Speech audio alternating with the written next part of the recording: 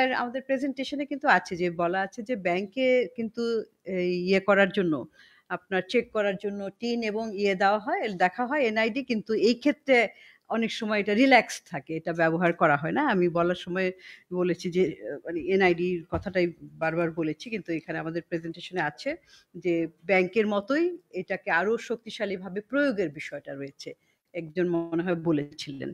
আচ্ছা, আরেকটা বিষয় হচ্ছে যে কি বাজেট বাস্তবায়ন, আগামী বাজেট বাস্তবায়ন করবে কোন সরকার, এটা আমরা দেখব। আপনাদের মতো এটাই অনিশ্চিত, আমরা জানি না সেটা যেই করুক। মূল বিষয়টা হচ্ছে দেখেন, যেই বাস্তবায়ন করুক, মূল আপনার যদি প্রাতিষ্ঠানিক সক্ষমতাটা থাকে, নিয়ম কানুনগুলো যদি স্বচ্ছ থাকে, জবাবদিহিতা থাকে, সেইখানে তখন কিন্তু আপনার একটা গুণমান সম্পন্ন ব্যয়, গুণমান সম্পন্ন অর্থনৈতিক কর্মকাণ্ড করা সম্ভব।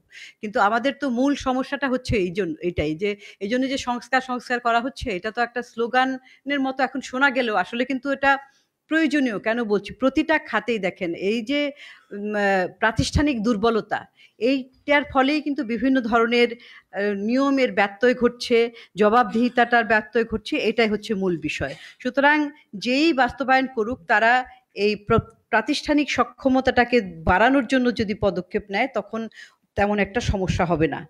এটা একটা বিষয়। আরেকটা বিষয় যে একজন বলেছেন যে কি রাজনৈতিক স্থিতিশীলতা, হ্যাঁ আমরা তো বারবারই বলেছি এটার স্থিতিশীলতাটার জন্য ধরেন অর্থনৈতিক কর্মকাণ্ড, বিনিয়োগের কথা বলছি, দেশি বিনিয়োগ, বিদেশি বিনিয়োগ, স্বাভাবিক অর্থনৈতিক কর্মকাণ্ড, প্রত্যেকের জন্য এটা দরকার আছে।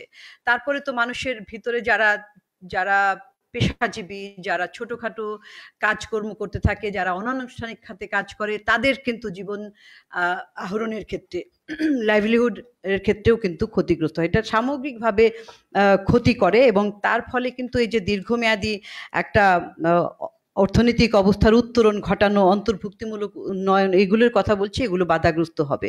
এবং যেটার কারণে আমরা দেখি যে এই যে বিভিন্ন ধরনের বিনিয়োগ আসে না, তারপরে ক্রেডিট রেটিং, আন্তর্জাতিক ক্রেডিট রেটিং অর্গানাইজেশনগুলো তারাও কিন্তু রেটিং নামিয়ে নেয়, তার ফলে আমাদের যে ঋণ নেওয়ার সুযোগ আন্তর্জাতিকভাবে সূত্র থেকে, সেখানেও কিন্তু আমাদের ক্ষতি বাধাগ্রস্ত হয়। সামগ্রিকভাবে এইটার কোনো, এটা তো সবাই বলেছেন, আমরাও সেটার উপরই জোর দিয়েছি। তারপরে আরেকটা বলেছেন কি আমাদেরকে প্রশ্ন করে লাভ নাই কতদিনের মধ্যে নির্বাচন, সেটা কোনো কারণ, এটা এটা ঠিক করবে রাজনৈতিক দলগুলো এবং অন্তর্বর্তী সরকার, আলাপ আলোচনার মাধ্যমেই কিন্তু তারা এটা ঠিক করবে যে কবের মধ্যে নির্বাচন করবে। তারপরে খণ্ডিত সংস্কার, ব্যাপক সংস্কার, দেখেন হ্যাঁ আমরা কিন্তু ব্যাপক সংস্কারের যে কম্প্রিহেন্সিভ ভাবে, ইন্টিগ্রেটেড ভাবে সংস্কার না করলে, খণ্ডিত ভাবে এখানে একটু করলাম ওখানে একটু করলাম, সেটা কিন্তু খুব একটা ফলাফল দেয় না। হয়তো অনেক ক্ষেত্রে সেটা কার্যকর হয়, সেগুলো অতীতে আমরা দেখেছি কিছু কিছু সংস্কার, যেমন ধরেন আপনার যে রপ্তানির ক্ষেত্রে, তৈরির পোশাক শিল্প রপ্তানির ক্ষেত্রে এই যে বিভিন্ন ব্যাক টু ব্যাক এলসি সুযোগ সুবিধা, বন্ডেড ওয়্যার হাউস, এগুলো তো একটা সংস্কার ছিল।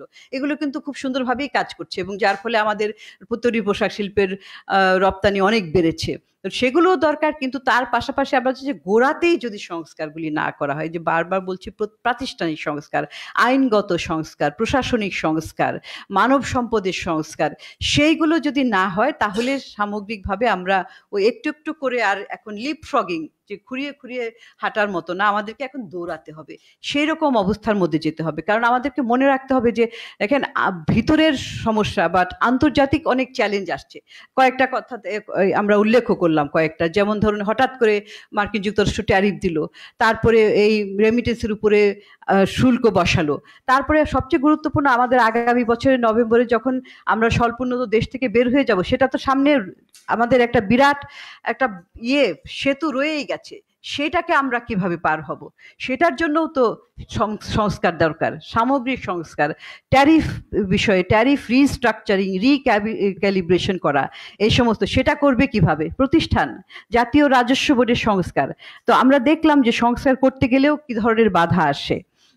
কিন্তু একটা ভালো বিষয় যে ধরেন মৌলিকভাবে এতদিন আন্দোলন হলো এনবিআর ইয়ে করার ক্ষেত্রে, এনবিআর এর ক্ষেত্রে, কিন্তু তারা নীতিগতভাবে দুটা ভাগ করার তারা রাজি হয়েছে। তো সেখানে আমরা বললাম যে যত দ্রুত ওই যে জায়গাগুলিতে আপত্তি রয়েছে সেগুলোকে সমাধান করে এই সংস্কারের পথে যাওয়া যায়। সুতরাং সামগ্রিক সংস্কার ছাড়া আমাদের এই যে অর্থনৈতিক সমস্যা আমরা যেই পর্যায়ে রয়েছি সেটা থেকে আমরা আরেকটা ট্র্যাজেক্টরিতে আরেকটা লেভেলে যেতে পারবো না। এরকম করে করে একটু একটু করে এক জায়গায় একটু সাফল্য থাকবে, আরেক জায়গায় চরম একটা অবস্থা, খারাপ অবস্থা। এইভাবে কিন্তু আমরা এগোতে পারবো না বেশি দূর।